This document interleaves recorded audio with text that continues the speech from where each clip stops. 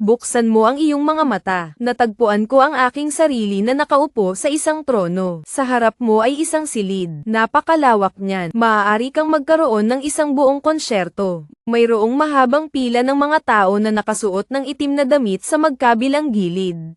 Nakaluhod na nakayuko ang ulo na puno ng takot ang mukha. Madilim ang lugar na ito. May ilang nakakatakot na apoy. Kumikislap sa mga lumang lampara. Ginagawa nitong malamig at nakakatakot ang hangin. Napakurap ako habang sinusubukang i-digest ang impormasyon. Mabuhay ang emperador ng kadiliman. Naghiyawan ang buong crowd. Muntik na akong mahulog sa trono. Dahan-dahan. Ano ang tawag mo sa akin? Nagpanik ako. Isang lalaking nakaitim na coat. Mukhang may tumaas na senior official. Seryoso pero excited na boses. Kamahalan. Sa wakas ay nagising siya pagkatapos ng mahabang pagtulog. Ang imperyo ng kadiliman ay naghihintay sa iyo sa loob ng maraming siglo.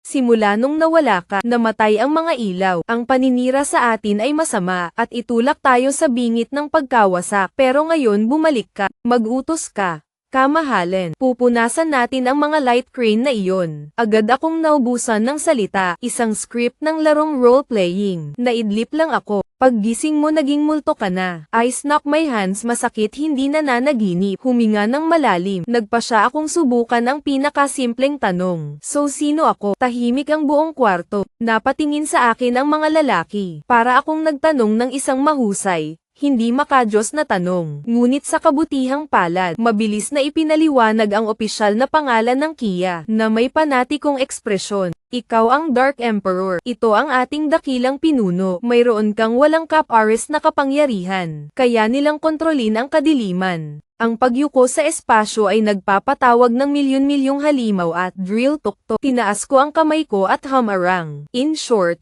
malakas ako diba? Tama. Kamahalan. Tumango siya. Kaya pwede ba akong matulog ulit? Natahimik na naman ang kwarto. Seryoso ako. Hindi ako ang pangunahing tauhan. Gusto nilang sakupin ang mundo o isang bagay. Kung malakas na, hindi na kailangang lumaban. Hayaan mo na lang akong matulog. Ngunit bago ko ma-enjoy ang susunod kong pagtulog, bumukas ang higanteng pinto ng Great Hall. At pumasok ang isang sundalo na may takot sa mukha. Kamahalan. Darating ang banal na hukbo. Sinasabi nilang sinisira nila ang hari ng demonyo. Napabuntong hininga ako at nalaman ko kaagad kung anong klaseng kapayapaan iyon.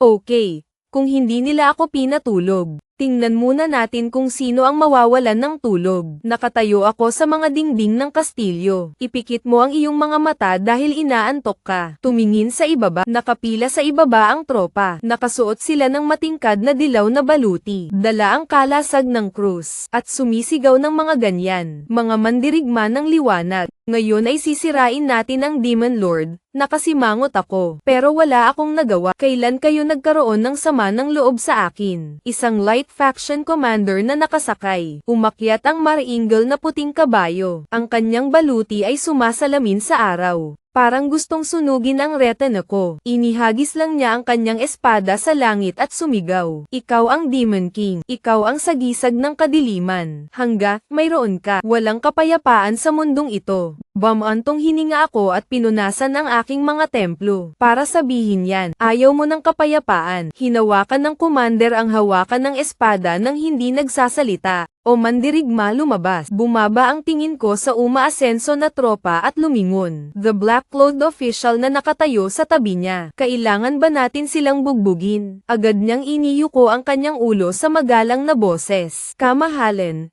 Iwagayway mo lang ang iyong kamay. Maaari nating lipulin ang mga ito. Ngunit kung gusto mo ng mas magaan na parusa, iminumungkahi kong gamitin ang sumpa ng 5 at 9 sa kanila. Naisip ko, oh ang ganda, 5 hanggang 9, ganoon din ako sa kanila. Itinaas ko ang kamay ko para bigkasin ang isang simpleng mantra. Gumawa talaga ako ng ilang salita. Sounds cool cho, mukhang profesional. Isang itim na foglan sa buong larangan ng digmaan. Wala pang 5 segundo mamaya, isa-isang nahulog ang lahat ng mga sundalo sa light side. At matulog na parang kamatayan. Ang ilan sa mga kabayo ay bumaba na rin sa hilik. Nakabuka ang bibig ng commander. Pinagmamasdan ang ating hukbo na parang hinog na saging. What the hell? Nagkibit balikat ako.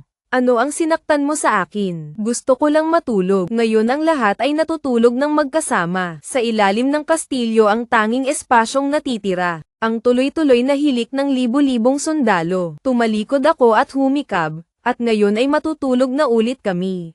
Kayo na bahala sa sarili nyo. Kinaumagahan ay binuksan ko ang aking mga mata. Nakita ko sa harapan ko ang isang bundok ng mga papel. Ano ito? Nakasimangot ako. Magalang na sumagot ang opisyal na nakasuot ng itim. Kamahalan. Ito ay isang protesta mula sa liwanag na bahagi. Sinabi nila na mayroon kang negatibong epekto sa kanilang militar. Hindi sila makakalaban ng matagal. At isang paghahabot. Inilibot ko ang aking mga mata. Dumating sila para bugbugin ako. At ngayon ay idinmanda nila ako.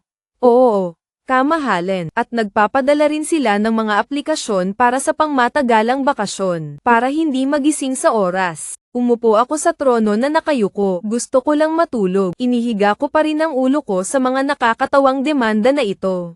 Tapos bumukas ulit yung pinto ng hall. Pumasok ang isang grupo ng mga taong nakasuot ng puting damit. Tumingin-tingin sa paligid na may mausisa na mga mata. Si Led ay isang blonde. Sa kamay ng isang tungkod na kumikinang sa liwanag. Sinong tinitignan ko? Bulong ng opisyal na nakaitim ang damit sa tabi niya. Kamahalan. Ito ay Street, Cecilia. Siya ay itinuturing na isang anghel ng liwanag. Delikado siya. Panganib. Binalik ko ang tingin ko sa babaeng ito. 5 talampakan ang taas. Mukha flapang gatas. Ang kanyang mga mata ay kumikinang na parang fangirl na nakikipagkita sa isang idolo. Nilaslas ko ang labi ko, kung saan mapanganib. Biglang sumugod sa trono si Street, Cecilia, sa aking mga tuhod na may kumikinang na mga mata. Ang madilim na emperador. Kamahalan, tanggapin mo sana ako bilang alagad ko sa buong palasyo. Umubo ang opisyal na nakasuot ng itim na Amerikana. Kamahalan. Huwag kang magpaloko. Tiyak na ito ay isang bitag. Agad namang lumingon si Cecilia. Itinaas niya ang kanyang mga tauhan at nagbanta na tatahimik siya. Ang lakas ng loob mong insultuhan ang magiging guro ko. Agad na pinatahimik ang pangalan ng opisyal. Nabaluktot ang mukha. Pinisil ko ang noo ko. Master, ni hindi ko nga alam kung sino ka. Huminga ng malalim si Celia sa kanyang fetishized na mga mata. Matapos matulog ng matagal, nagkaroon ako ng oras para isipin ang buhay. Napagtanto ko na ang kadiliman ay hindi masama. Nakakatulong din ito sa mga tao na makapagpahinga. Pinipilit ng liwanag ang mga tao na lumiwanag. Laging nagtatrabaho, laging nag-aaway. Ngunit ang dilim ay madilim. Kadiliman, bigyan mo kami ng tulog, bigyan mo kami ng kalayaan. Ikaw ang tagapagligtas ng mundo. Ang pangalan ko ay ang opisyal ng itim na balabal. Nilinggan ko ang opisyal sa mahinang boses. May paraan ba para maibalik siya? Umiling siya sa kawalan ng pag-asa. Kamahalan, mukhang hindi sinasadyang nakagawa kami ng bagong kulto. At pagkatapos maproseso ang demanda ng light side. Sa pamamagitan ng paghahagis ng lahat sa isang sulok at hindi pinapansin. Nagpa siya akong mag-meeting. Ito ay mahalaga para sa mga tagasunod. Kamahalan, ang opisyal na nakasuot ng itim na Amerikana ay yumuko.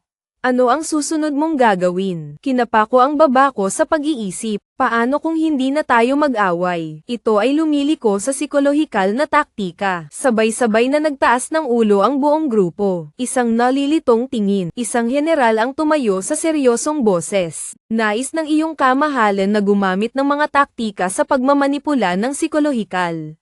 Gamit ang kadiliman upang multuhin ang kanilang mga pangarap. Binubuhay nila sila sa takot. Sinuot ko ang kamay ko. Kung hindi natin gagawin iyon, tayo ang tunay na kontrabida. Mayroon kaming isang mas mahusay na paraan. Tumayo ako at lumabas sa gitna ng classroom. Itaas ang isang daliri ng may kumpiyansa. Gagawin nating magaan ang sasakyan. Gusto ang dilim. Natahimik ang kwarto. Masama ang ngiti ko. Subukang mag-isip tungkol sa gilid. Kinamumuhian tayo ng liwanag. Dahil sa tingin nila ay masama ang kadiliman. Ngunit kung ipabatid natin sa kanila na ang kadiliman ay mas mabuti kaysa liwanag. Kung gayon, bakit dumura ang opisyal? Ibinagsak ko ang kamay ko sa mesa. Nagbubukas kami ng resort. Tumayo ang isang retainer na pulang-pula ang mukha na bakla para sa kanyang kamahalan.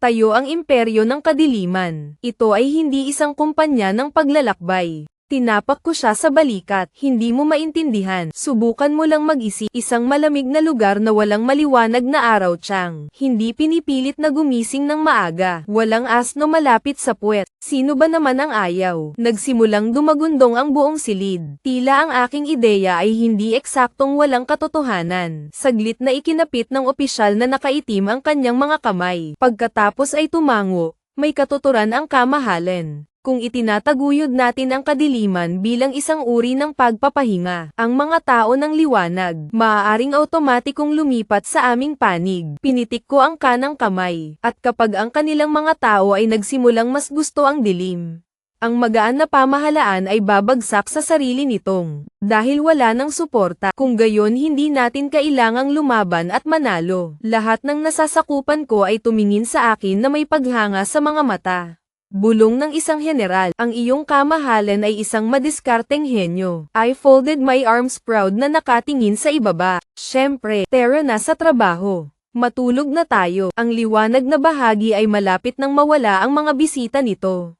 3 araw pagkatapos ng Shadow Resort plan ko, opisyal na gumagana. Noong una akala ko kakaunti lang ang mga taong kasali. Ngunit hindi. Kakabukas lang nito isang araw at mas dumami pa ang mga bisita.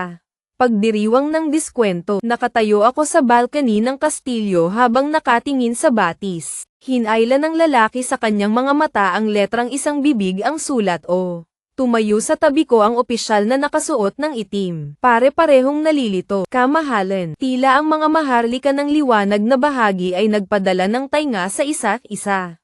Na, ito ay isang perpektong lugar upang makatakas mula sa mga panggigipit ng buhay. Pinaikit ko ang mata ko. Nakita ang isang grupo ng mga maharlika na nakasuot ng malalambot na fur coat. Ay naglalakad papasok, nagtatawanan at nagsasaya. Isang babae ang nag-flutter ng fan sa kanyang bibig sa mahinang boses. Sa wakas, mayroon ding isang lugar upang lumayo sa liwanag ng Chang. Ang lugar na ito ay perpekto para sa pagpapahinga. Isa pang maharlika ang tumango doon. All these years akala ko nakakatakot ang dilim. Pero ito talaga ang mahal ko sa buhay. Tinawid ko ng maayos ang gilid ng bibig ko para makita ang light side government. Paano haharapin ito? Makalipas ang 3 araw, opisyal na nagpadala si Pope Light ng liham ng protesta. Ang emperador ng kadiliman, anong mga trick ang ginamit mo upang akitin ang ating mga maharlika? Tumanggi silang lumahok sa mga seremonya. Ang liwanag ay ayaw nang lumaban sa iyo, at maging, at libreng PR para sa iyong Shadow Resort. Hinihiling ko sa iyo na isara kaagad ang pinto. Kung hindi ay gagawin natin. Mayroong malakas na mga hakbang. Tapos na akong magbasa ng tumatawa. Ang liwanag ay nawawala ang mga tapat na tagahanga nito. Magalang na tanong ng opisyal, sisigat ka ba sa sulat ng Papa? Pamitik ako ng snack. Sumulat muli, hayaan silang magpasalamat sa iyong interes. Dahil sa tumaas na demand, magbubukas tayo ng mas maraming sangay. Inaanyayahan ka naming maranasan ito. Nawala ang sa fan pen. Umungol si Kay na naging matingkad na pula ang kanyang mga mata. Lahat ay natatakpan ng itim na apoy. May mahinang boses sa iyong ulo. Hindi mo may tatago sa akin. Nandito na ako simula nang dumating ka sa mundong ito. Mabilis na binibigkas ni Elara ang mantra. Gumawa ng seal ring sa paligid ni Kai. Ngunit kapag ang iyong magic ay humipo sa iyo, agad itong tinutupok ng apoy. Napabuntong hininga si Kai. Nagsisimula pa lang ang isang bangungot. Pagkatapos ng insidente kagabi, nagpa siya si Kai na maghanap ng mga sagot. Ikaw at ang Ella ay magpatuloy sa iyong paglalakbay. Pero may nakatingin sa kanila sa malayo. Isang lalaking nakamaskara na may malamig na mata. Sa kanyang kamay ay isang espada na may mga sinaunang simbolo. Bulong ni Elara kay Sky. Kami ay binabantayan. Hindi nagtagal at tumalon ang estranghero mula sa kadiliman. Pag-atake na may hindi kapani-pani walang bilis. Iniwagayway ni Kai ang kanyang kamay na gumagawa ng firewall. Ngunit naputol ito ng espada ni Kia. Parang wala lang. Sino ka? Umungol si Kai sa estranghero at sinabing ikaw ang napili. Ngunit kaya mo bang kontrolin ang apoy sa loob mo? O dito nakita tatapusin? Ang Kai ay gumiling ng mga ngipin nito na naghahanda para sa isang labanan para sa kaligtasan. Marahas na sumiklab ang labanan. Ginamit ni Kai ang lahat ng kanyang kapangyarihan. Ngunit ang estranghero ay hindi kumikibo. Matalas at tumpak ang mga suntok ng kanyang espada. Patuloy na itulak si Kai sa defensive. Sa panahon ng panganib, naramdaman ni Kai ang boses sa kanyang ulo. Libre mo ulit ako. Ako lang ang makakatulong sa iyo na manalo. Nag-aalangan sila ngunit walang ibang pagpipilian. Pumikit siya para masunog ang itim na apoy. Ang galit ay bumubuhos sa iyong katawan. At sa isang kisap mata ay nagpakita siya sa harap mismo ng kalaban. Nagpakawala ng malakas na itim na apoy. Nagtatakang tumingin sa likod ang estranghero. Ikaw ang taong iyon. Imposible naman. Lumingon siya at nawala sa dilim. Boy humihinga ng husto. Pakiramdam ang itim na apoy na hindi pa ganap na nawawala. Ano ang ibig sabihin nito? Ipinagpatuloy ni na Elara at Kai ang kanilang paglalakbay sa hilaga. Sa wakas ay nakarating sila sa isang misteryosong nayon, kung saan mayroong isang matandang propeta na nagngangalang Mira. Nang makita niya si Kai, natahimik siya at saka dahan-daang nagsalita. Mayroon kang dalawang apoy sa iyo. Isang liwanag, isang kadiliman. Ang kapalaran ng mundong ito. Depende sa choice mo, Kai. Pinisil ni Kai ang kamay. Hindi niya maibabalik ang ulo. Ipinagpatuloy ni Kai at Ella ang kanilang paglalakbay sa isang baybaying bayan na tinatawag na Valeralia. Ito ay sikat sa mga mandirigma, gumamit ng water magic. Dito nila narinig ang chismis tungkol sa isang babaeng mandirigma na gagawa nitong kontrolin ang tubig. Mag-isa niyang natalo ang mga pirata. Pagdating ni Kai sa daungan, may nakita kang babaeng may asul na buhok, matalas na mata. Nakikipag-usap kami sa isang grupo ng mga mersenaryo. Ang babaeng iyon ay walang iba kundi si Aqua. Kung ayaw mong malunod, huwag mo akong sundutin. Sabi ni Aqua at ikinaway ang kanyang mga kamay. Isang malaking alon na nagmumula sa kung saan. Nilamon ng isang buong grupo ng mga mersenaryo. Lumapit ang mga lalaki upang subukang kumbinsihin si Aqua na sumali sa grupo.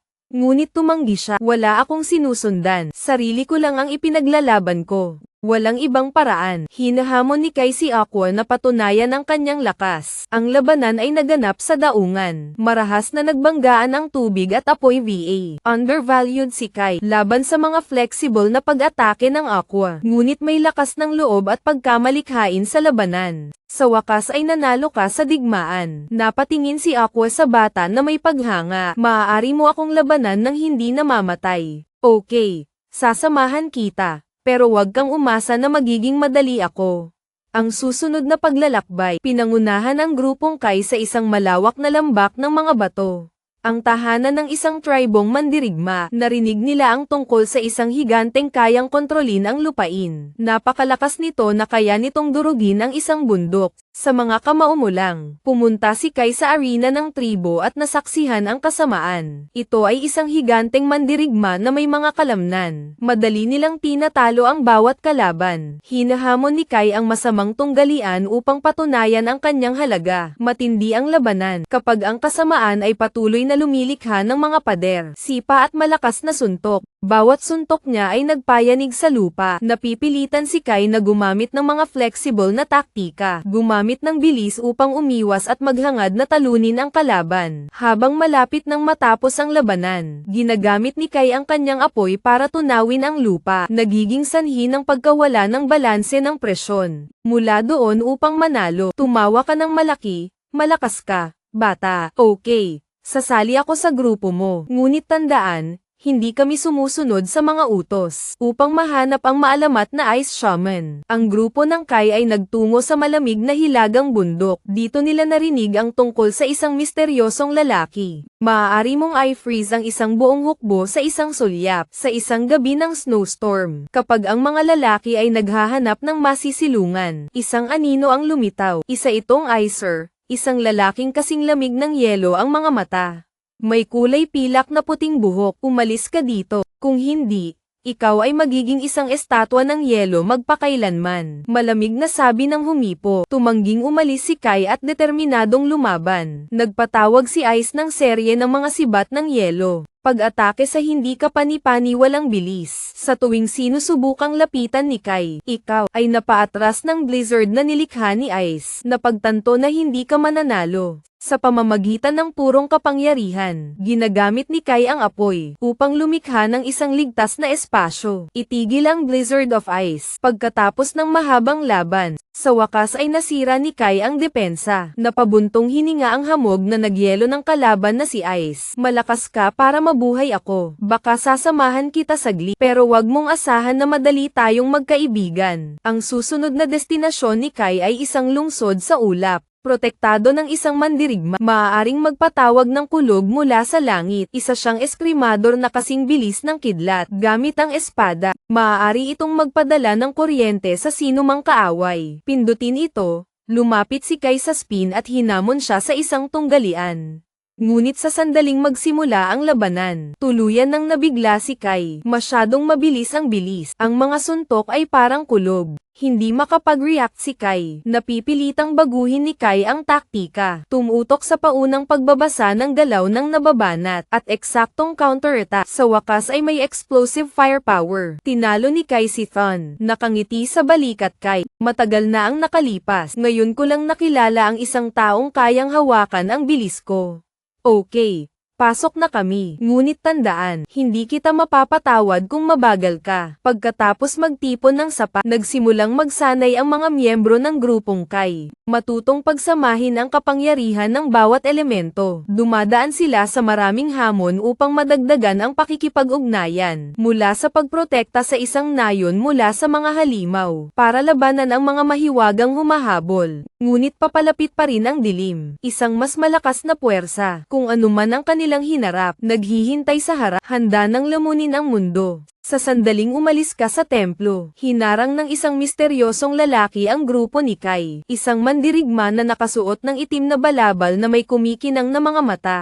Sino ang pinakamalakas sa inyo? Narinig kong tanong niya sa malamig na boses. Lumapit si Kai. Agad na sumiklab ang labanan. Ngunit kahit na nagising tayo sa bagong kapangyarihan, si Kai ay nalulula pa rin. Ang maitim na mandirigmang ito ay may kakayahang sumipsip ng elemento. Gawing walang silbi ang lahat ng pag-atake. Napilitan ang grupo na umatras sa isang mapanganib na sitwasyon. Napagtanto na hindi sila sapat na malakas upang talunin ang kalaban. Actually, after 7 talo sa Dark Warrior, nagpasya ang grupo ni Kai na maghiwalay para magsanay ng hiwalay. Hanapin ang tunay na kapangyarihan, bago bumalik para harapin ang kalaban. Pumunta si Kai sa isang bulkan, kung saan nakilala niya ang isang sinaunang dragon ng apoy. Alamin kung paano kontrolin ang firebending sa pinakamataas na antas. Ako na ginalugad ang sagradong tagsibol, kung saan siya ay nagsasanay upang gumawa ng mga pag-atake. Ang pinakamalakas na tubig. Presyon sa isang canyon kung saan ang gravity ay binago. Tulungan kang pagbutihin ang iyong kakayahang kontrolin ang lupain. AI sa tuktok ng walang hanggang iceberg Sham, kung saan mo natutunan kung paano gumamit ng kapangyarihan. Nagyayelong oras sa isang sandali na spray sa gitna ng isang bagyo upang sanayin ang kapangyarihan ng purong electrical control. Nang matapos ang training, ang buong koponan ay mas malakas kaysa dati. Alam nila yun. Ang susunod na digmaan ang magpapasya sa kapalaran ng mundo. Nagsimula ng kumilos ang madilim na puwersa, at wala silang masyadong oras. Pagkatapos ng mahabang panahon ng pagsasanay, bumalik ang grupo sa lupain ng kadiliman. Ang lugar ay ganap na nagbago. Ang buong langit ay natatakpan ng madilim na ulap. Nasunog ang mga nakapaligid na nayon. At abo na lang ang natitira. Isang higanteng madilim na kastilyo ang tumaas sa gitna. Nagpapalabas ito ng napakalaking masamang enerhiya. Pagpasok sa lugar, tinambangan sila ng hukbo ng mga halimaw. Pinamumunuan ng isang maitim na general. Ang lalaking ito ay si Damon, isang Dark Knight na may kakayahang magmanipula ng espasyo. Lahat ng pag-atake ng grupo, nakayuko ang lahat at nakatalikod sa kanya. Matindi ang labanan. Pinipilit ang grupo na gamitin ang kapangyarihan ng bagong elemento. Gumising ka para lumaban. Kahit na si Damon ay may bentahe ng kontrol sa espasyo, napagtanto ng grupo na ang kanyang kahinaan ay ang kanyang lakas. Para ikala, kapag nahaharap sa maraming layunin sa parehong oras, nagpasya silang mag-coordinate para ma-overwhelm siya. Gumagamit ng apoy ang bata para pilitin si Damon na magpatuloy sa paggalaw. Lumilikha ang aqua ng mga alon ng tubig. Hinahadlangan ang paningin ng kalaban. Inilapat sa mga pader na bato. Harangan ang pag-urong ni Damon. Pinapalamig ng yelo ang lupa. Ginagawang mahirap para sa kaaway na kumilos. Upang samantalahin ang pagkakataon, gumamit siya ng kidlat upang direktang tumama noong bata pa si Damon. Huling bukas, pinagsasama nila ang elemental na kapangyarihan at naglulunsad ng mga pag-atake. Tinalo nila si Damon. Pilitin siyang umatras, ngunit nag-iwan siya ng nakakatakot na mensahe. Nagising na ang dakilang Demon King. Sa sandaling manalo ang koponan ni Kai laban kay Damon. Isang higanteng hukbo ng kadiliman. Mula sa kastilyo ay umaapaw ang kadiliman. Atakehin ang lahat ng natitirang lupain ng mundo ng mga tao. Hindi lang iyon, ang mga madilim na pintuan ay lumilitaw pa rin sa lahat ng dako. Magpatawag ng serye ng mga halimaw mula sa impyerno. Nakikita kong lumalala ang sitwasyon. Nagpasya ang grupo ni Kai na maghiwalay upang protektahan ang mga lupain. Pumunta sina Kai at Thun sa sentro ng lungsod upang ihinto ang pagsalakay. Aqua at Yelo, protektahan ang lugar sa baybayin mula sa mga halimaw sa dagat. Pumunta sa isang sagradong bundok upang ipatawag ang natitirang mga mandirigma ng tao. Nakatagpo ng bagong kalaban sina Kai at Spin. Selfie ng isang dark wizard. May kakayahang lumikha ng walang kamatayang madilim na nilalang. Lahat ng pag-atake ni Kai ay na-neutralize dahil ang mga entity na ito ay patuloy na nagpaparami. Nababanat na makita ang kahinaan. Ang mga nilalang ng kadiliman. Nangangailangan ito ng enerhiya mula sa paksa upang mapanatili ito. Ginamit ni Kai ang pinakamalakas na firebending para sunugin ang buong lugar. Ginagawa nitong Madapa ang So. Ang opportunity killer. Tinapos siya ng pinakamalakas na pag-atake ng kulog. Magkaharap sina Aqua at Ice laban sa isang higanteng halimaw sa dagat. Ipinatawag mula sa malalim na dagat. Mayroon itong matigas na sukat, ang kakayahang lumikha ng mga tsunami at magpatawag ng mga bagyo. Ang Aqua ay dapat na matarik na slopang upang makontrol ang daloy ng tubig. Habang pinapalamig ni Ice ang bahagi ng katawan ng halimaw, napagtanto na ang isang direktang pag-atake ay hindi epektibo. Nagpasya si Aqua na pumasok sa loob, katawan ng halimaw, sa pamamagitan ng isang maliit na agos ng tubig. Gumagamit siya ng pinakamakapangyarihang mahika. Ang hininga ng Diyos sa dagat ay durog sa puso nito mula sa loob. Nakahanap si AR ng isang sinaunang tribong mandirigma. Sa bundok ng langit, tumangging tumulong ang kanilang mga ulo. Dahil ang digmaang ito ay walang pag-asa. Ngunit kapag napatunayan ng ang kapangyarihan nito, sa pamamagitan ng pagpigil sa isang higanteng pagguho ng bundok, tinanggap nila at nanumpa ng katapatan. Pangunahan ang makapangyarihang hukbo pabalik sa larangan ng digmaan. Maghanda para sa pinakamalaking labanan sa kasaysayan. Ang Kai ay muling nakikiisa sa kanilang hukbo. Nagtipon ang mga sundalo mula sa lahat ng lupain. Maghanda para sa huling pag-atake sa kastilyo ng kadiliman, kung saan naghihintay ang dakilang Maya. Pero bago pa sila makaatake, unang kumilos ang dakilang Demon King. Isang bukol ng madilim na enerhiya ang sumabog mula sa kastilyo. Tinatakpan ang langit sa ganap na kadiliman. Isang boses na umaalingaw-ngaw. Tapos hindi ka mananalo. Napunit ang langit at lumitaw ang isang higanteng nilalang. Abiso iyon. Isang sinaunang nilalang. Ito ay umiral bago pa nilikha ang mundong ito. Ang dakilang Maya ay hindi lamang isang tao. Ito ang sagisag ng pangunahing kadiliman. Napagtanto namin na upang talunin ang isang lagnat, kailangan nila ang kapangyarihan ng lahat ng mga elemento na pinagsama. Ngunit, nagawin ang saw para magkaisa itong magkasalungat na puwersa. Si Selena ang matandang mangkukulam ay gumagawa ng mga hula tungkol sa kanila. Lumitaw muli at ibunyag ang isang huling lihim. Kung magsanib puwersa silang lima, maaari silang magpatawag ng mga banal na espada. Ang tanging elemento ng sandata na kayang talunin ang lagnat. Pumasok ang grupo ni Kai sa isang pinag-isang estado. Gamitin ang lahat ng iyong enerhiya sa isang shot. Gayunpaman, naglunsad din ang Abysoft ng isang buong sukat na counter-attack. Ang labanan sa pagitan ng liwanag at dilim. Ito ang pinakamatindi. Kapag lumitaw ang elemento ng banal na espada, si Kai ang humawak nito at nanguna sa huling pag-atake. Sa sandali ng pagpapasya, ang lahat ng mga elemento ay magkakasama. Lumilikha ng isang higanteng sinag ng liwanag sa pamamagitan ng lagnat. Punitin ang masamang nilalang na ito. Tinutunaw ng kadiliman ang mundo pabalik sa liwanag. Nanalo ang Kai team, ngunit alam nila na ang kapayapaan ay pansamantala. Nagsisimula pa lang ang isang bagong panahon, at maaaring lumitaw ang mga bagong hamon sa anumang oras. Matapos maalis ang Abbey Fever, ang mundo ay unti-unting nagpapanumbalik ng balanse. Nandoon pa rin ang kahihinatnan ng labanan. Ang mga lupain ay nawasak, mga taong nawalan ng pamilya, at ang magic imbalance. Ginagawa nitong magulo ang panahon. Kay kasama ang team niya, upang maglakbay sa buong lupain upang tumulong sa muling pagtatayo. Ngunit mabilis nilang napagtanto iyon. Isang bagong kapangyarihan ang tumataas. Ang ilang mga tao ay nagsisimulang sumamba sa lagnat, at naniniwala na ang kanyang pagkamatay ay pansamantala lamang. Ipinatawag ni Selena ang Propacia na shaman ang grupong Kai, at ibunyag ang isang nakakatakot na sikreto. Ang Abbey Fever ay hindi ganap na nasa Syra. Ito ay nakakalat lamang sa mga fragment, nakakalat sa buong mundo. Kung may mangolekta ng 10 sa mga pirasong ito, maaari niyang buhayin ang mga ito. Nagsimula ng kumilos ang isang misteryosong lalaki upang may segowa ang ritual. Ipatawag ang Abbey Fever. Isa pa, dapat itong itigil ng pangkat ng Kai bago maging huli ang lahat.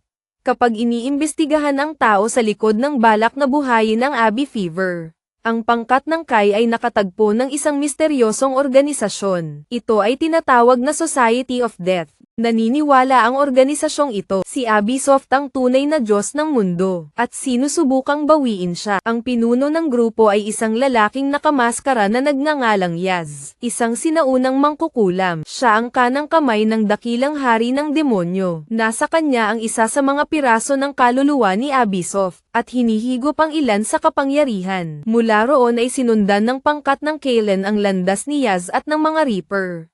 Sa isang abandonadong lumang lungsod, ang lugar na ito ay dating mahiwagang sentro ng mundo, ngunit tinatakan pagkatapos ng isang sakuna. Libu-libong taon na ang nakalilipas. Dito sila nakatagpo ng 4 na Dark Wizards, nanumpa ng katapatan sa abiso. Ang bawat tao ay may isang piraso ng kaluluwa, at ang kakayahang gumamit ng mga multo. Mataas na antas ng Dark Arts. Matindi ang labanan, ngunit nagawang talunin ng koponan ni Kai ang dalawa sa kanila. At nakuhang muli ang 2 piraso ng kaluluwa ng Abisoft. Kahit nanalo, napagtanto iyon ng Grupo K. Mapanganib din na mangolekta ng 10 piraso ng kaluluwa. Ang bawat piraso ay may dalang sumpa, at ang AI na humipo sa kanila ay kakainin ng kadiliman.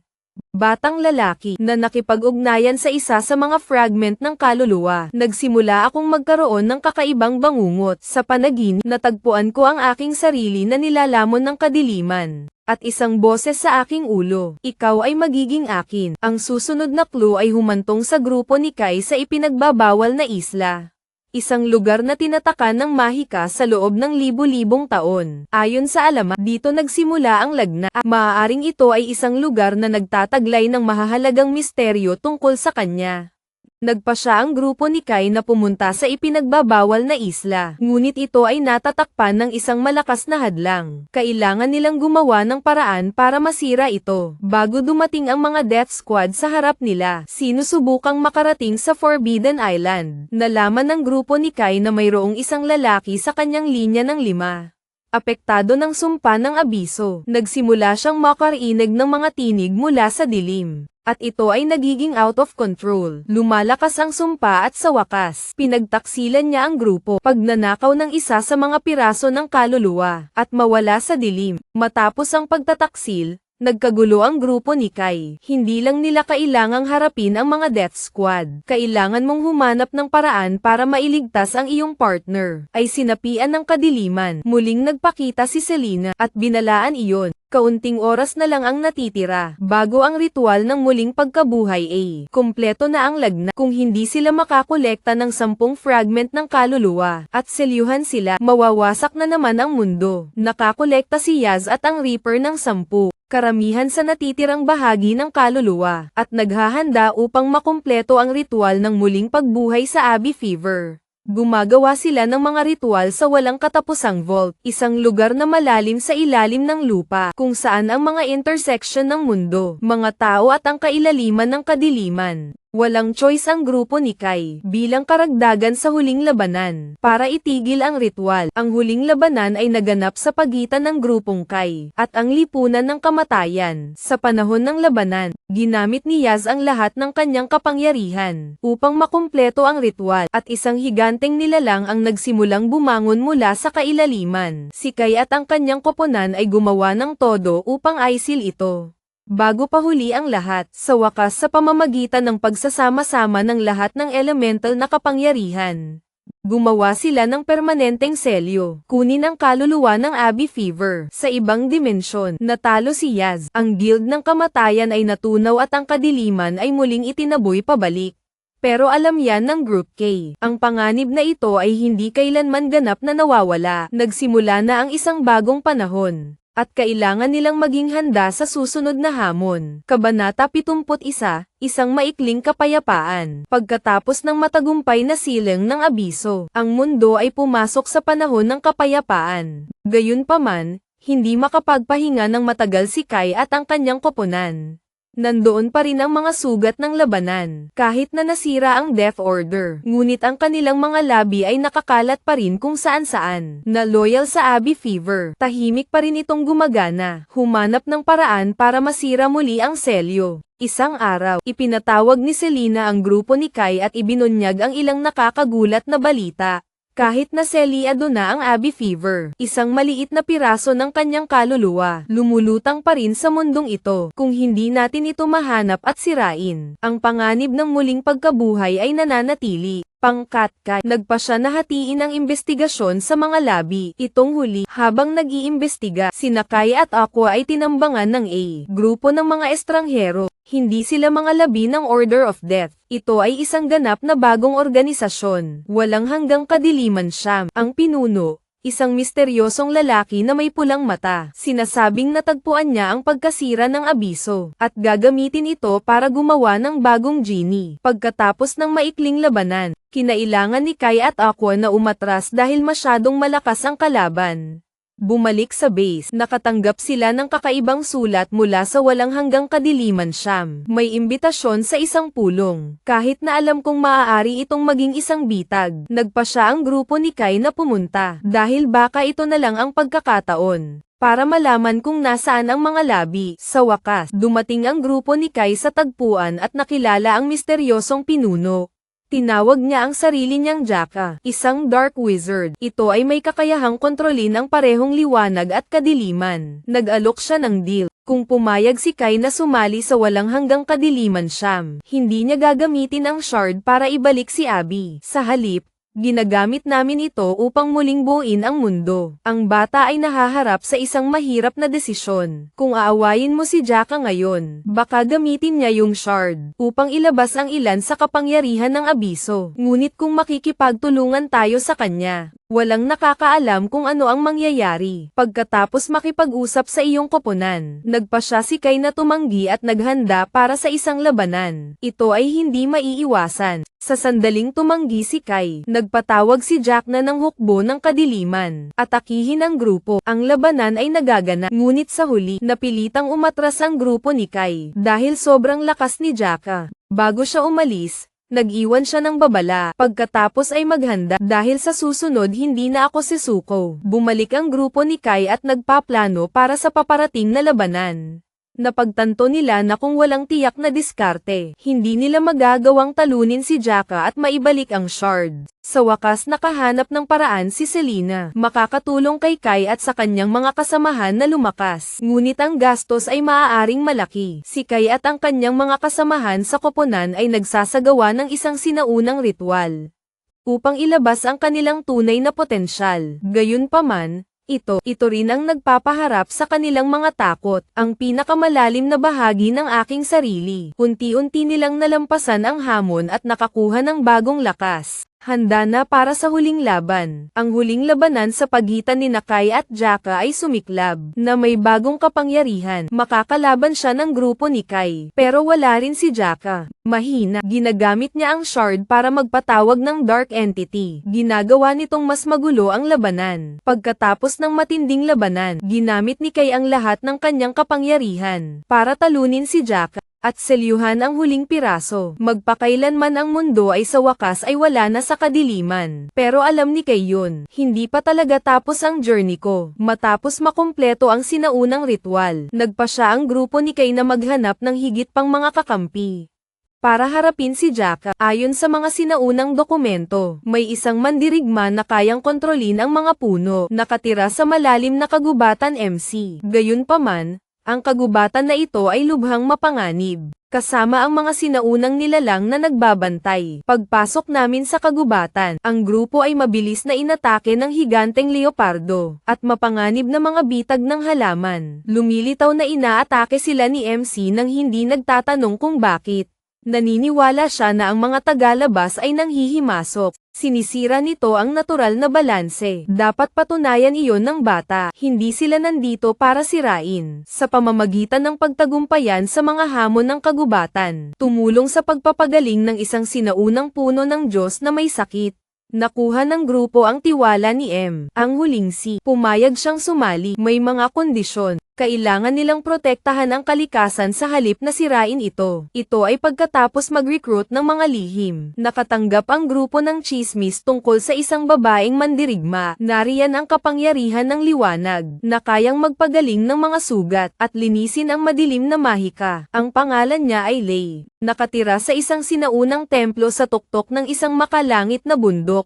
Group of boys pag-akyat sa bundok, ngunit sila ay pinigilan ng mga kaluluwa. Bantay ng templo, kailangan nilang pumasa sa 3 mental test, lakas at tiyaga. Bawat hamon, nangangailangan ito ng koordinasyon sa pagitan ng mga miyembro. Nang sa wakas ay nakarating na kami sa templo, nakita nilang ginagamit ni Lei ang kanyang kapangyarihan upang ihinto ang isang madilim na nilalang. Gayunpaman, ikaw ay pagod na pagod. Sumugod ang grupo ng mga lalaki para tumulong, at sama-samang talunin ang halimaw ng kadiliman. Napansin ni Light na mayroon silang tapang at determinasyon. Pumayag na sumali. Ang huling taong hinahanap ng team ay si Hu, isang misteryosong mandirigma na may kakayahang kontrolin ang kadiliman. Ngunit siya ay isang gala, namumuhay mag-isa sa isang kriminal na lungsod, kung saan ang kapangyarihan ang magpapasya sa lahat. Nang mahanap ko si Hu, hindi siya naniniwala sa ideals ng Kai Group. Para kumbinsihin si Hu, direkta siyang hinamon ni Kai sa isang tunggalian. Ang labanan ay nagaganap habang ang kadiliman at ang apoy ng VA ay nagbanggaan.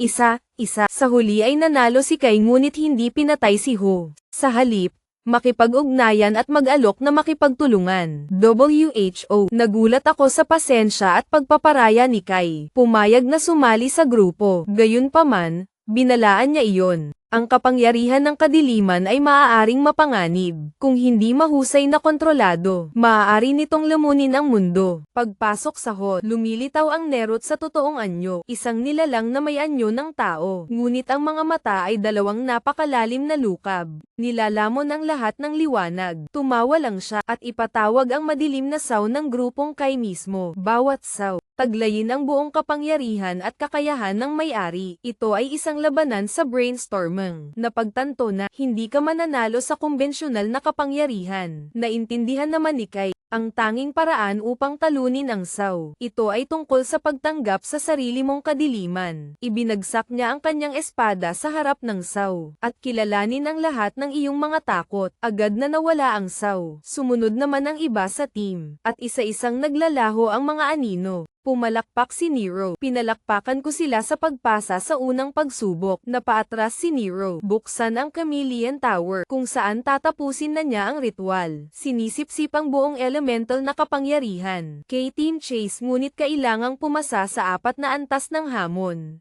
Bawat palapag ng isa sa 4 na bagong Nerot Kai Generals Ang bawat miyembro ay lumalaban ng husto, ilabas ang kanilang pinakamataas na potensyal, upang talunin ang mga general, at pumunta sa tuktok ng tore. Hanggang sa tuktok ng tore, nakikita nila na ang Nero ay sumisipsip ng magulong enerhiya. Sumiklab ang huling labanan. Nemrot malakas. Sa lawa, maaari nilang ihinto ang karamihan sa kanilang mga pag-atake. Ngunit sa sandali ng kapanganakan at kamatayan, alalahanin ang tunay na kahulugan ng apoy. Hindi lamang upang sirain kundi pati na rin upang muling buuin. Inaabsorb mo ang kapangyarihan ng iyong mga kasamahan sa koponan. Buhayin ang pinaghalong banal na apoy, isang mapagkukunan ng enerhiya na pinagsasama ang lahat ng mga elemento. Kay pangunahan ang pangkat na maglabas ng magkahalong paghatol. Isang malapit na pag-atake na pinag-iisa ang lahat ng elemento sa universo.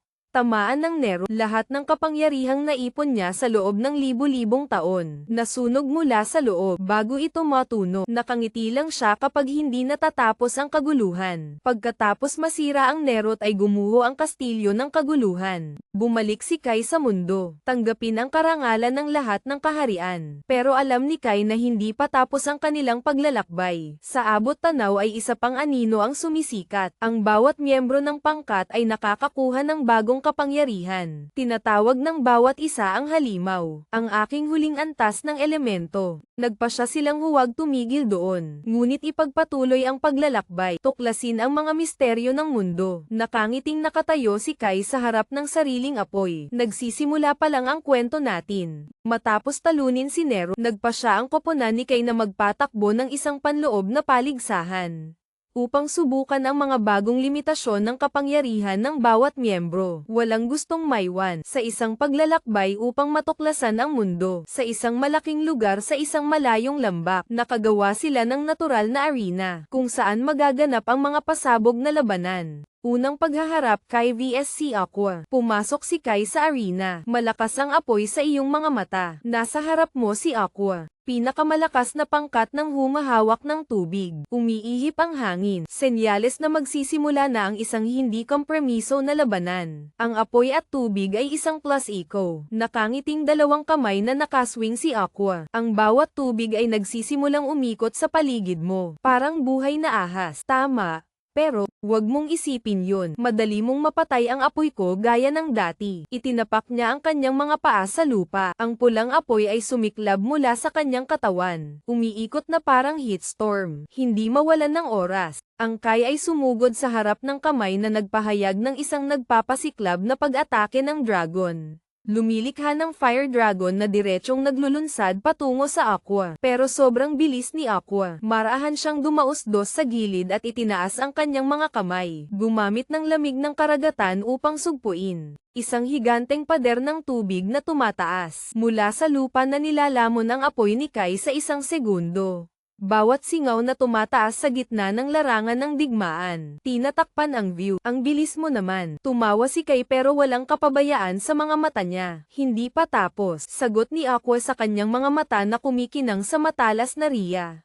Umiikot ang Aqua ng dalawang kamay. Ang tubig sa paligid mo. Nagsisimula itong mag-ipon sa isang higanteng gulugod. Agos ng gali, as wave high bilang isang gusaling bumagsak sa gilid ni Kai. Dala ang kapangyarihan para durugin ang lahat. Pero hindi umatras si Kai. Sa halip, itinaas mo ang iyong mga kamay. Mobile Wind Fire Recall, isang bagong pamamaraan na tumutulong sa apoy na makihalubilo sa hangin. Bumuo ng isang marahas na firestorm. Nasusunog mula kay Taichai, isang hugis talam na buhawi ng apoy na lumilipad diretso sa dingding. Kumaway, nagbanggaan ang apoy at tubig ng VA na lumilikha ng malaking pagsabog ng singaw.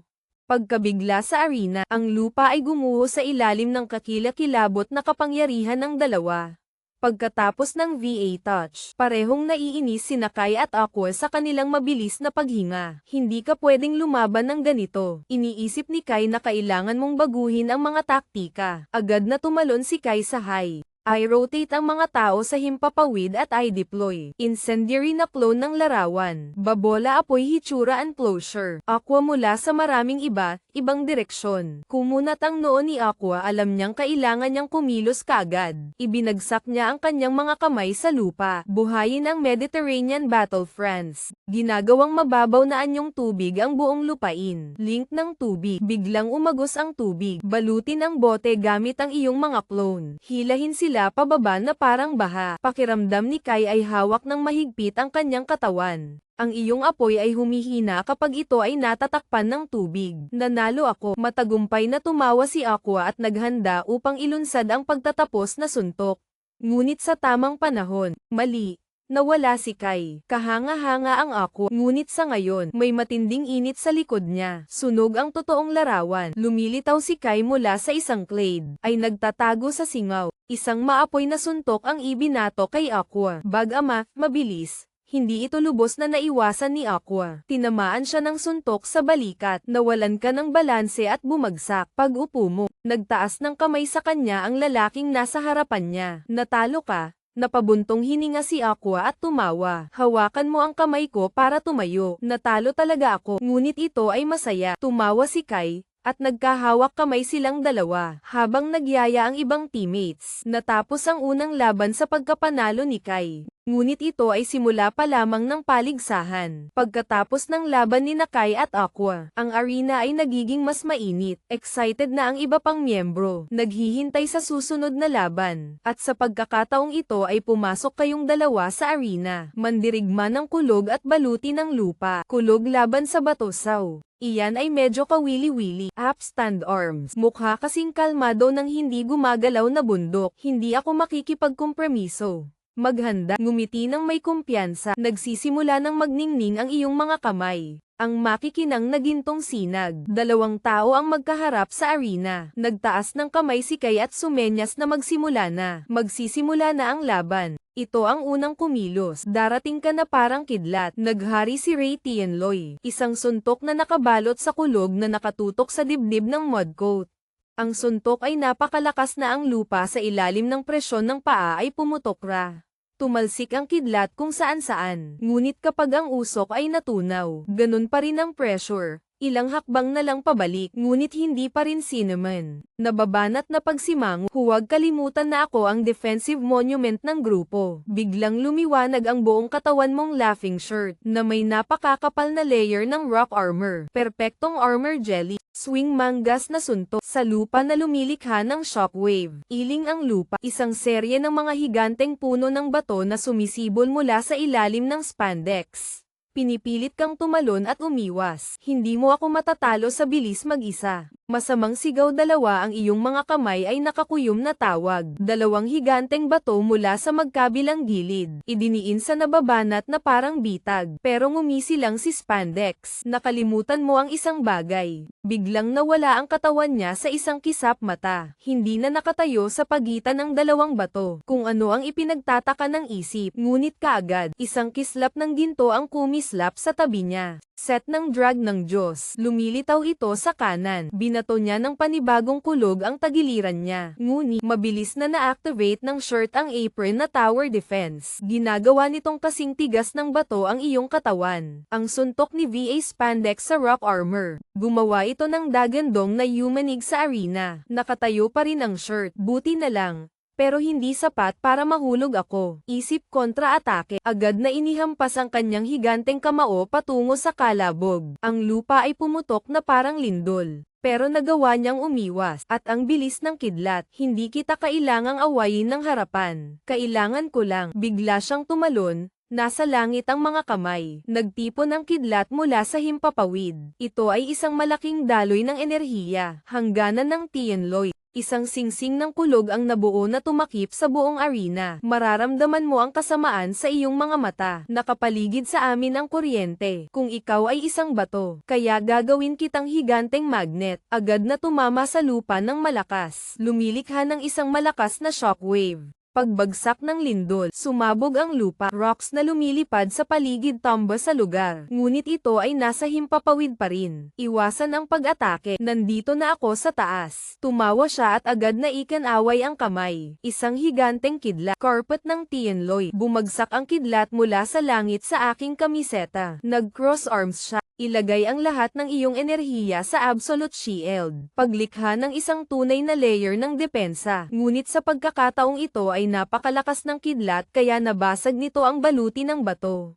Hinampas ang lalaking naka-Australian shirt na paatras ng ilang metro ang dagandong. Ang katawan ay paralisado sa agos na dumadaloy dito. Bumaba sa lupa habang tinitingnan ang kanyang kamiseta na may matalas na mata.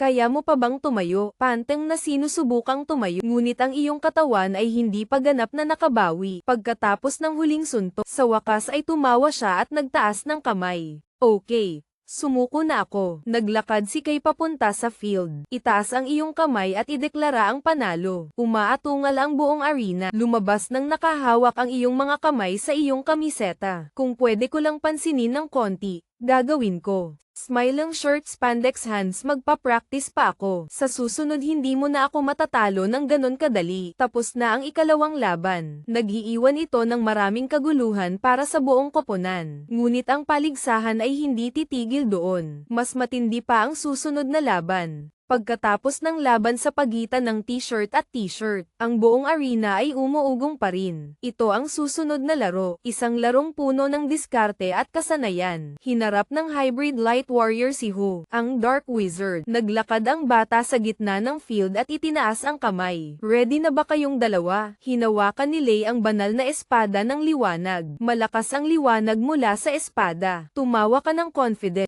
Lagi akong handa. Ang kabaligtaran ng bilog ng mga braso. Ang kanyang malalim na lilang mga mata ay kumislap ng malamig na sinag mula sa kanyang katawan.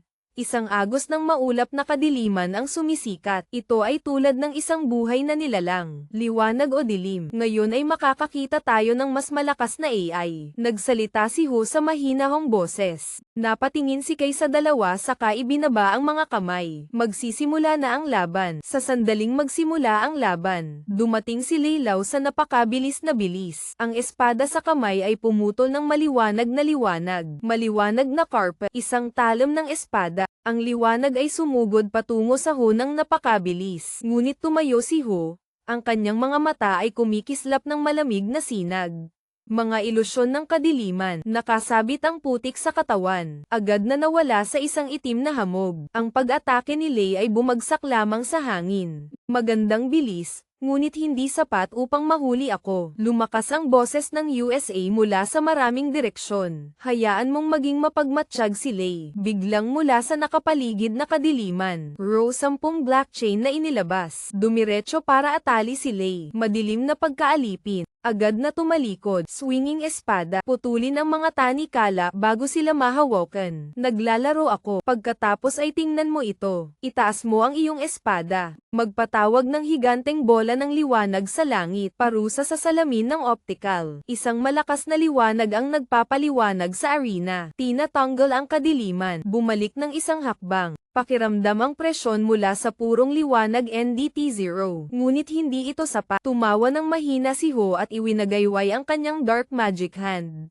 Isang unos ng kadiliman ang sumabog na bomb alot sa arena. Live na pakiramdam. Dumilim ang buong paligid. Ang iyong paningin ay ganap na natatakpan. Wala kang magagawa kung wala ang liwanag. Umalingaw-ngaw ang boses ni Hu mula sa kung saan-saan. Hindi ko kailangan ng liwanag para matalo ka. Nagbuhos siya ng enerhiya sa espada. Optical na pagsalakay ng larawan. Biglang nawala si Lei sa isang kisap mata. Lumitaw siya sa likod ni Hu. Maghagis ng laslas, kulog at kidlat. Agad na lumikha si Hu ng pader ng kadiliman. Ngunit napaatras pa rin ng ilang metro. Mabuti yan. Tumawa si Hu pero hindi pa rin siya sumusuko. Itaas mo ang iyong mga kamay. Magpatawag ng maitim na espada ng 2 beses ang haba. Hybrid sword ng walang katapusang pagkawasak. Nagbanggaan ang 2 espada ng liwanag at dilim VA. Lumilikha ng magkakaugnay na sinag ng liwanag at kadiliman. Ang bilis ng parehong pag-atake ay nagiging mas mabilis. Sa gawing magkadikit ang mga espada. Ito ay isang pagsabog ng enerhiya. Sa wakas ay umatras si Ho, tumalon sa hangin, at magtipon ng isang malaking bola ng kadiliman sa ibabaw ng kadiliman.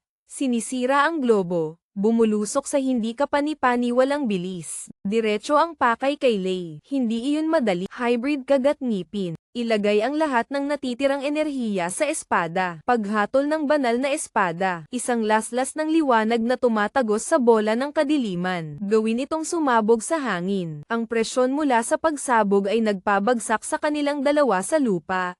Pareho silang humihinga. Ngunit walang sumusuko. Tatapusin natin ang laban na ito sa isang suntok. Sabi ni Hu, pumayag ako. Pareho silang nakatayo sa dalawang dulo ng arena. Itoon ang lahat ng iyong kapangyarihan sa iyong armas. Lumapit si Lei Lao sa Holy Sword.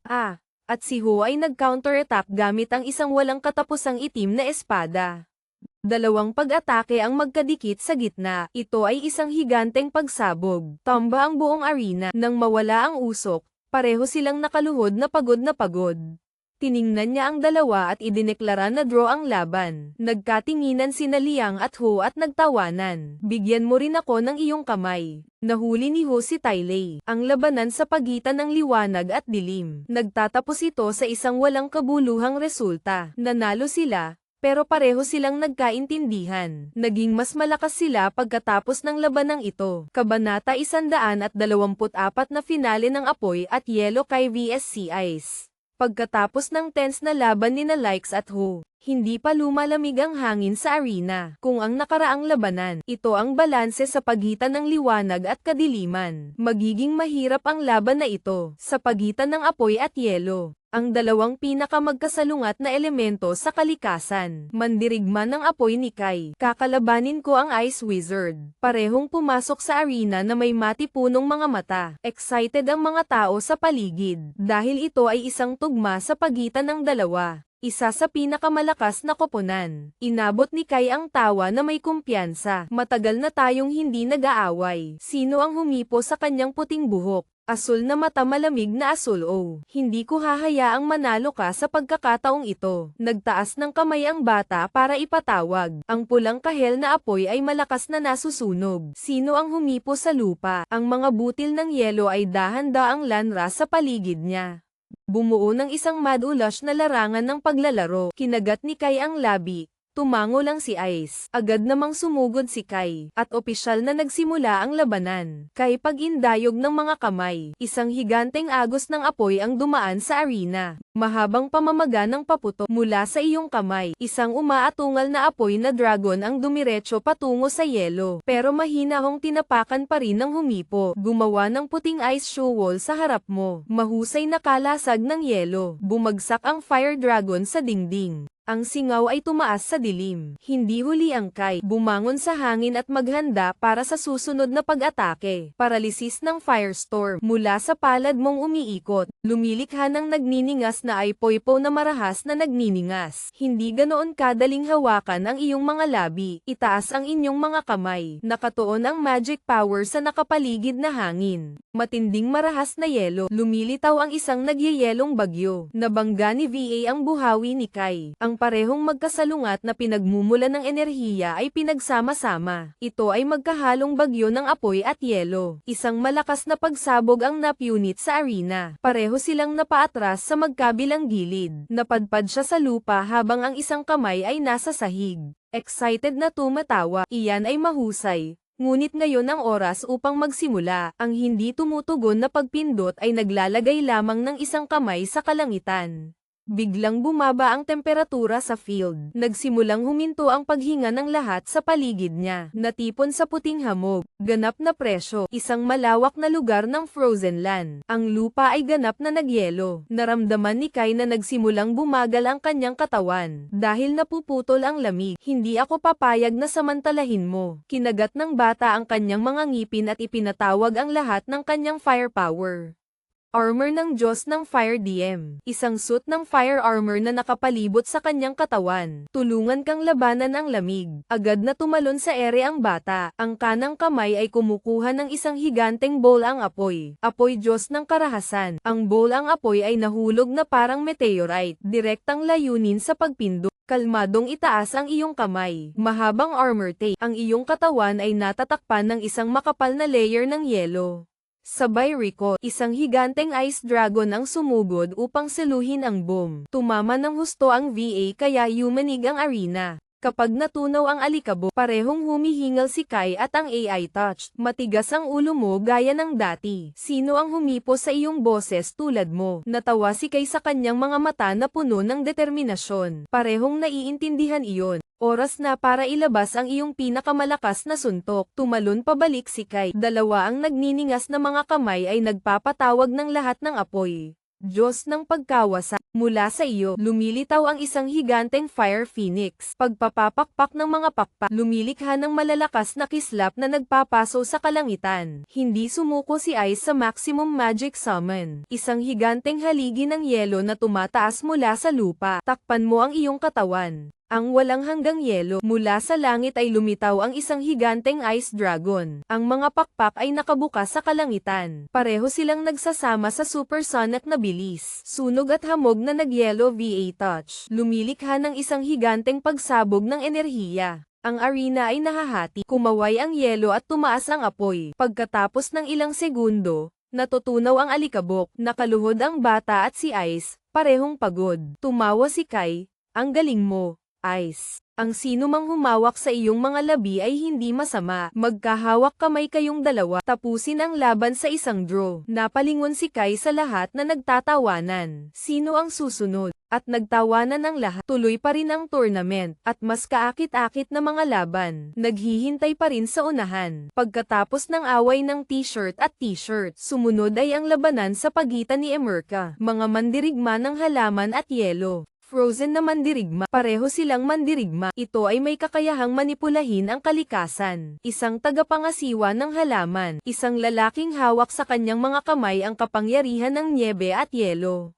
Pagpasok namin sa arena, malamig. Ang puting hangin ay nasa buong lugar. Dahil sa enerhiya ng yelo. Sa tapat ng posisyon, matalas na mata, ilagay ang iyong mga kamay sa lupa, upang ang bawat halaman ay magsimulang tumubo sa paligid. Itaas ang kamay ng referee para magsimula. Sa sandaling magsimula ang laban, AI Touch Hands Up Summon. Isang serye ng mga ilong ng yelo na dumiretso mula sa hangin. Emerka tuloy-tuloy na yelo. Ang mga palaso ng yelo ay bumagsak sa nakakatakot na bilis. Maaari itong tumagos sa anumang bagay. Ngunit hindi natakot ang Marshall. Inihampas lang niya ang kanyang kamay. Isang magnetic corpus wall, ground series ng mga higanteng puno ng kahoy na tumataas. Ito ay isang pader na nakatayong malakas sa ulan. Pangalan ng sound tape, VA tape na humahawak sa kahoy. Ang ilang mga piraso ay maaaring dumaan. Ngunit ito ay halos tumigil. Ngumiti si MCK. Ang kalikasan ay hindi madaling talunin. Huwag hayaang mag-counterattack si Emerka. Tinapakan ng AI ang mga paa nito sa lupa dahilan para mag-freeze ang sahig. Bawat malawak na lan malamig na daloy ng hangin. Pinapabagal nito ang bilis ng Emeka. Permanenteng gas welding siya. Malamig na hangin ang tumatagos sa mga puno na nagiging sanhi ng pagyayelo ng mga sanga. Kumunat ang noo ni MCK pero hindi nagpanik kung ang kalikasan ay nagyelo. Kailangan lang natin itong i-regenerate. Hinawakan niya ang kamay niya at nagbuhos ng enerhiya sa lupa. Walang hanggang paglago. Agad na nabasag ang yelo. Mga bagong shoots na tumutubo upang sumipsip ng lamig. Naging malalakas na lubid ni Leo. Iniindayog ng MCK ang karpintero sa bilangguan. Ang mga leopard cord ay nakabalot ng mahigpit sa AI touch. Pero ngumiti lang ang humipo. Yelo ng fossil armor. Tinatakpan ng yelo ang katawan na hinahawakan ng AI. Tumigas na parang walang kamatayang baluti. Na ang lubid ng Leo ay hindi maaaring higpitan. Napagtanto ng MCK na hindi magtatagal ang laban na ito. Kailangan mo ng pangwakas na suntok. Tumapak siya sa lupa at ipinatawag ang mga sinaunang Diyos. Isang higanteng puno na tumutubo sa gitna ng arena. Sinasaklaw ng mga pinaugat ng puno ang buong lugar. Pinarusahan si Kuya. Mula sa itaas ay nahulog ang mga sanga ng higanteng puno, na may napakalaking kapangyarihan. Huminga ng malalim si AI. Itaas ang dalawang kamay sa langit. Ituon ang lahat ng iyong nagyayelong kapangyarihan. Pagkasira ng blizzard, isang marahas na snowstorm ang sumabog. na-freeze nito ang lahat sa saklaw nito. O malabo ka, malabo, malabo, malabo, malabo, malabo, malabo. Dalawang daloy ng kuryente VA touch. Sakop ang buong arena sa isang bagyo ng yelo at mga puno. Nang mawala ang alikabok, lumuhad silang dalawa at napabuntong hininga. Ang arbitrator ay nagdeklara ng isang kurbatang. Naghiyawan ang mga manunood. Isang tugma ng pantay na talento. Nakangiting tumingin si Emerka kay Ice. Hindi mo ako ginawang pito. Sinong humawak din sa labi mo, Emaka? Pagkatapos ng mga nakaka-stress na laban, alam nating lahat na may isang huling hamon. Ito ay isang away sa pagitan ng lahat ng mga miyembro, upang mahanap ang pinakamalakas. Lumiwanag ang gitnang arena, malakas na naghiyawan ang mga tao. Kay Aqua Spandex Emerka Yelo, si Ho at Lei ay nasa iisang singsing. Mga mata na puno ng determinasyon. Nakataas ang kamay ng referee. Magsisimula na ang laban. Sa sandaling tumunog ang signal, si Kai ang unang bumaril. Naghari ang Fire Lord. Isang higanteng haligi ng apoy ang sumiklab. Sumasaklaw sa buong arena. Ngunit nagawa ni Aqua na kontrahin ang blockade sa oras. Ang malakas na agos ng tubig ay pumapatay ng apoy. Ngunit agad na dumating si Lau mula sa itaas. Carpet ng Tianloy. Parang higanteng espada ang kidlat. Pilitin si Aqua na umatras. Ngunit nang dumating ang oras, ang aking utak ay tumalon ng pananampalataya. Inapi ng impyerno, marahas na yumanig ang lupa, ang mga pader na bato na naghihiwalay sa mga tao. Sinamantala ng MCK ang sitwasyon at inihagis ang mga kamay nito sa langit.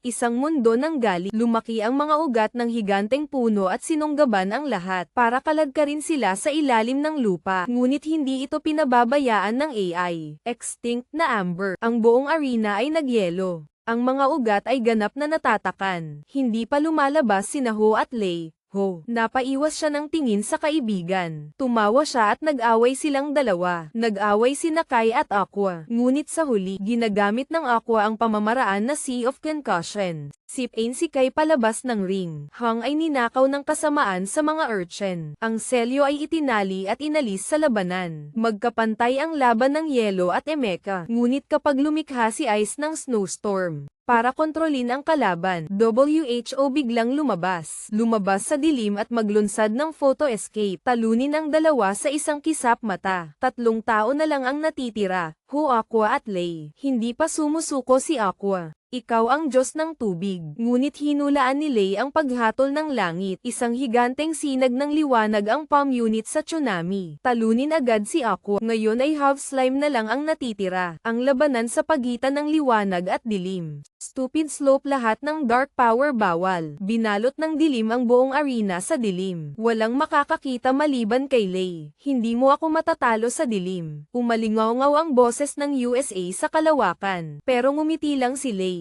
Hindi natin kailangang makita. Kumikinang ang buong katawan niya na napunit sa dilim. Santo ng pagkawasa, isang maliwanag na liwanag ang bomb alot sa kanilang lahat. Nataman si Ho. Nawawalan ng lakas ang katawan at bumagsak sa sahig. Humakbang ang hukom upang magdeklara. Ang nagwagi sa panloob na digmaan ng Lei. Naghiyawan ang buong arena. Inilahad ni Lei ang kanyang kamay upang tulungan si Ho na tumayo na mas malakas siya kaysa kay Ho. Bahagyang ngumiti si Ho at tumango. Lumapit si Kai, Aqua at ang iba pa. Pumayag silang lahat na malakas si Lei. Ang pinakabago. Pagkatapos ng panloob na paligsahan, napagtanto iyon ng koponan. Ang kanilang kapangyarihan ay tumaas ng malaki. Ngunit marami pa ring misteryong hindi nalutas. Nakatayo ang bata sa tuktok ng bundok. Tumingin sa malayo kung saan may kakaibang strip ng liwanag na nagliliwanag. Mula sa langit hanggang sa lupa. Ano yan? Tanong ni Aqua.